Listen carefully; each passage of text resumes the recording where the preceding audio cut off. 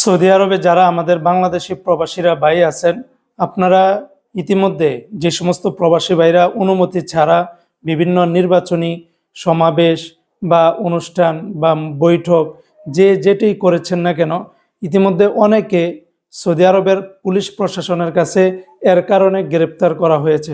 জি হ্যাঁ বন্ধুরা, এমনই তথ্য বা এমনই বিজ্ঞপ্তি ইতিমধ্যে সৌদি আরবের দূতাবাস থেকে বাংলাদেশি প্রবাসীদের উদ্দেশ্যে রিলিজ করেছে, যেটা আমার স্ক্রিনের ভিতরে আপনারা দেখতে পারতেছেন। এখন কথা হলো, সৌদি আরব রাজতন্ত্র দেশ। আমাদের দেশে 2026 সালের ফেব্রুয়ারি মাসের 12 তারিখে নির্বাচন করা হবে।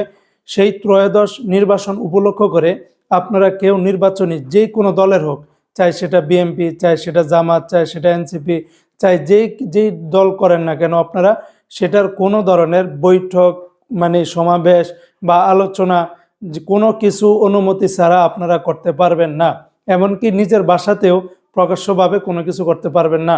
যদি করার সময় সৌদির প্রশাসন জানে, তাহলে আপনাদেরকেও আইনের ভিতরে আনবে এবং পাশাপাশি গ্রেপ্তার বা ওই দেশ থেকে বিতাড়িত করতে পারে।